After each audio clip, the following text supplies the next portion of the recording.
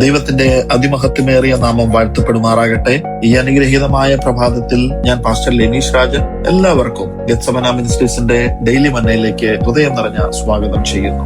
ഇന്ന് ദൈവം നമ്മോട് സംസാരിക്കുന്ന വചനം സമാപ്രസംഗിയുടെ പുസ്തകം 12-ാം അധ്യായം അതിന്റെ 7-ാമത്തെ വാക്യം. അതിൽ ഇപ്രകാരം എഴുതിയിരിക്കുന്നു: പൊടി പണ്ടായിരുന്നത് പോലെ ഭൂമിയിലേക്ക് തിരികെ ചേരും, ആത്മാവ് അതിനെ നൽകിയ ദൈവത്തിന്റെ അടുക്കിലേക്ക് മടങ്ങിയും പോകും. പ്രിയ ദൈവമക്കളെ, ഈ ഭൂമിയിൽ മനുഷ്യൻ ഏറ്റവും കൂടുതൽ മറക്കുന്ന ഒരു സത്യമുണ്ട്. നാം ഇവിടെ എന്നേക്കുമായി ജീവിക്കാനല്ല വന്നിരിക്കുന്നത്. ഇന്ന് ചിരിച്ചുകൊണ്ട് നടക്കുന്ന മനുഷ്യൻ നാളെ തീർച്ചയായും ഒരു ചിത്രമായി ചുമരിൽ തൂങ്ങാം.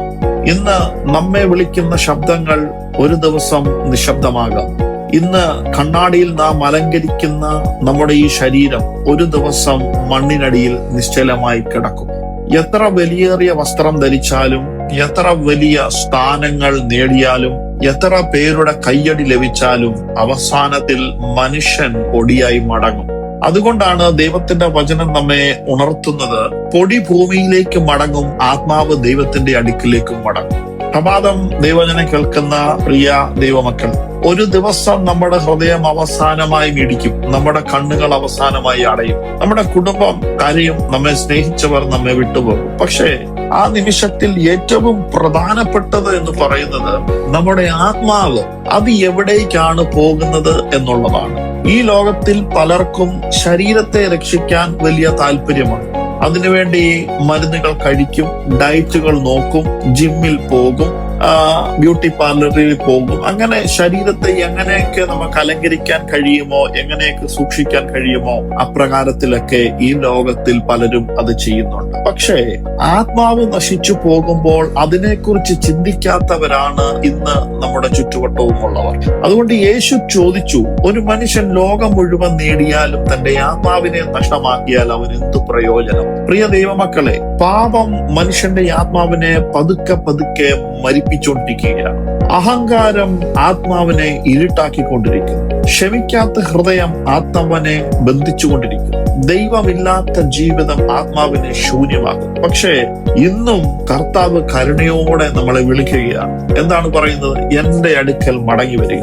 നിങ്ങൾ ഒരുപക്ഷെ തകർന്നവരായിരിക്കാം, ക്ഷീണിച്ചവരായിരിക്കാം, രഹസ്യമായി കരയുന്നവരായിരിക്കാം, അല്ലെങ്കിൽ പാപഭാരത്തിൽ നടക്കുന്നവരായിരിക്കാം. എന്നാൽ ഇനി പ്രഭാത സമയം ഓർക്കുക, യേശു ക്രിസ്തു ഇന്നും ആത്മാക്കളെ രക്ഷിക്കുന്ന കർത്താവാണ്. ഈ ഭൂമിയിലെ ജീവിതം വളരെ ചെറുതാണ് പ്രിയരെ. ഇന്നലെ കുഞ്ഞായിരുന്നവർ ഇന്ന് വലിയവരായി, ഇന്ന് ശക്തരായവർ നാളെ ഇല്ലാതാകും. സമയം വളരെ വേഗം തന്നെ കടന്നുപോയിക്കൊണ്ടിരിക്കുന്നു. അതിനാൽ ഇന്ന് തന്നെ ദൈവത്തോട് നിങ്ങളുടെ ജീവിതം ശരിയാക്കൂ. കാരണം ഒരു നാൾ ശരീരം മണ്ണിലേക്ക് മടങ്ങും, പക്ഷെ ആത്മാവ് ദൈവത്തിന്റെ സന്നിധിയിൽ നിൽക്കും. ഇന്ന് നിങ്ങളുടെ ആത്മാവിന്റെ അവസ്ഥ എന്താണ്? നിങ്ങൾ ദൈവത്തെ കാണാൻ തയ്യാറാണ്? ഇന്ന് ഈ പ്രഭാത സമയം നിങ്ങൾ ഈ ദൈവത്തിന്റെ വചനം കേൾക്കുമ്പോൾ സ്വയമേ ഒന്ന് പരിശോധിച്ച് നിങ്ങളുടെ ആത്മാവ് ഏതവസ്ഥയിലാണ് ഇപ്പോൾ ഇരിക്കുന്നത് എന്ന് തന്നെ ഒന്ന് പരിശോധിച്ചു നോക്കുക. പുറമെയുള്ള ശരീരത്തിന് എല്ലാ ദിവസവും ഭക്ഷണം കൊടുക്കുന്നു, രാവിലെ കൊടുക്കുന്നു, ഉച്ചയ്ക്ക് കൊടുക്കുന്നു, രാത്രിയിൽ കൊടുക്കുന്നു. എന്നാൽ അകത്ത് വസിക്കുന്ന ദൈവം സ്ഥാപിച്ചു വെച്ചിരിക്കുന്ന ആത്മാവിന് എത്ര ദിവസമായി നിങ്ങൾ ഭക്ഷണം കൊടുത്തിട്ട്? അങ്ങനെയെങ്കിൽ ആത്മാവിന്റെ അവസ്ഥ എന്തായിരിക്കുമെന്ന് ഈ പ്രഭാതകാലം ചിന്തിക്കുന്നത് നല്ലതാണ്. കണ്ണുകളടയ്ക്കാം, പ്രാർത്ഥിക്കാം. കർത്താവേ, ഞങ്ങളുടെ ഹൃദയങ്ങളെ ഇന്ന് പകൽക്കാലം ഒന്ന് ഉണർത്തണമേ. ഈ ലോകത്തെക്കാൾ നിന്നെ സ്നേഹിക്കുവാൻ ഞങ്ങളെ ഒന്ന് സഹായിക്കണമേ. ഞങ്ങളുടെ ആത്മാവിനെ ഒന്ന് ശുദ്ധീകരിക്കണമേ. നിന്റെ സന്നിധിയിൽ ജീവിക്കുവാനുള്ള കൃപ ഞങ്ങൾക്ക് തരണം. പ്രാർത്ഥന കേട്ടതിനായി സ്തോത്രം. യേശുവിൻ നാമത്തിൽ തന്നെ ആമേൻ. ഇതുവരെയും ദൈവവചനം കേട്ട എല്ലാവരെയും ദൈവം ധാരാളമായി അനുഗ്രഹിക്കട്ടെ. Have A blessed day. God bless you.